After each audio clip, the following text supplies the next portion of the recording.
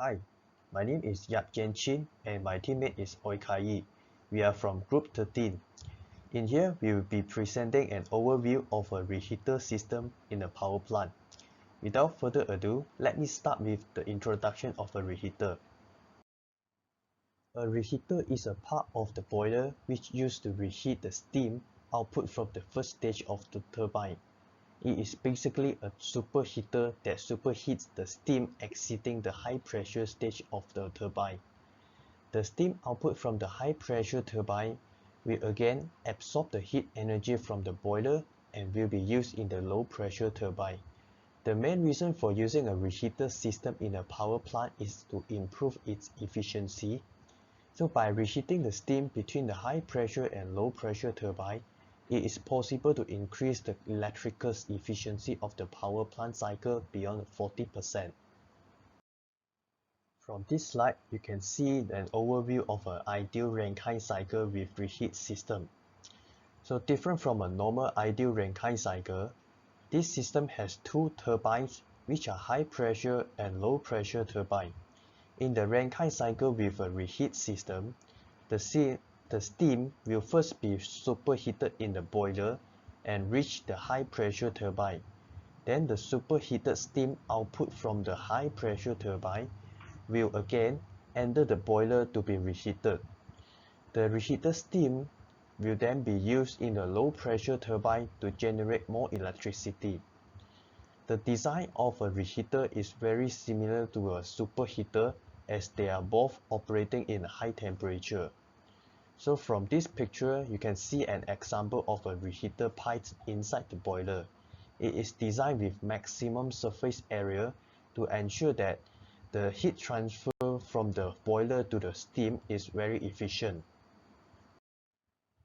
Now, let's look at the Rankine cycle in the TS diagram.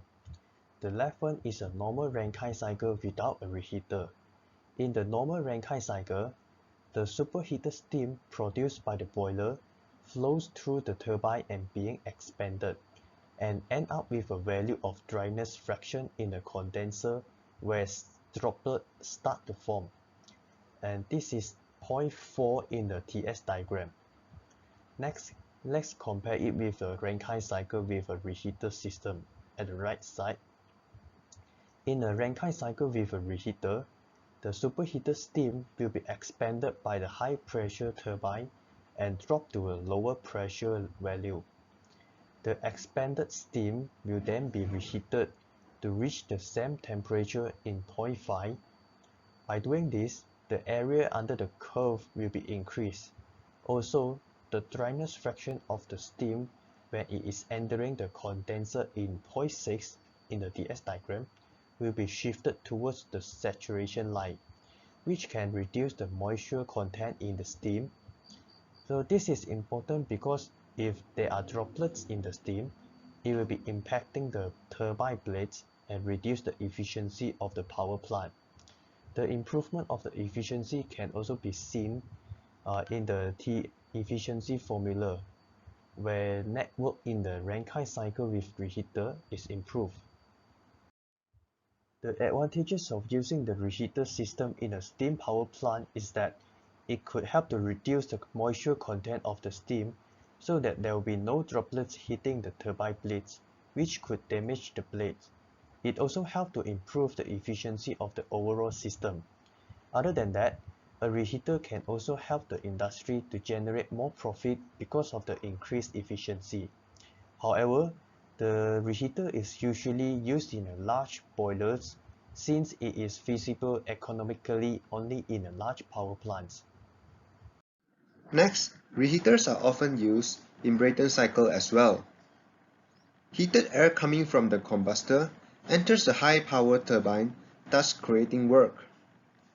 With a reheater added, the reheater reheats the flow between high and low pressure turbines, and the reheat is performed by spraying additional fuel into the exhaust gases.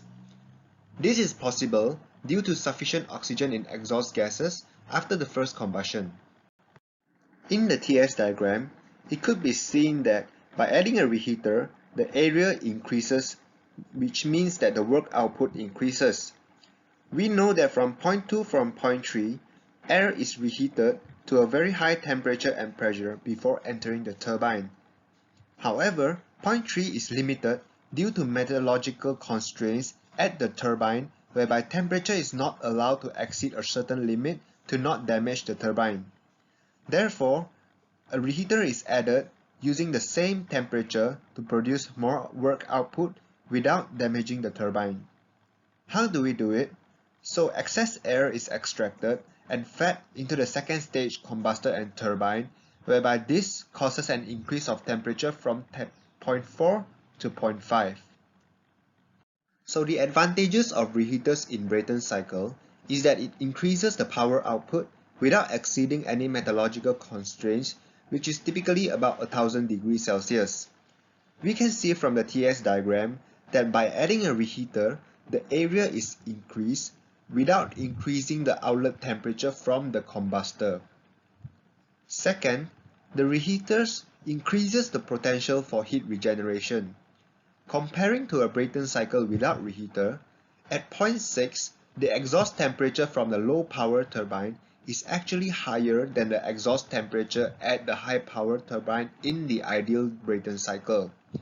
Therefore, this higher temperature exhaust can be used as regeneration and transferred to point 1 to reheat the inlet air output to save power. Last but not least, the reheaters added in Brayton cycle has proven to increase turbine efficiency up to 3%.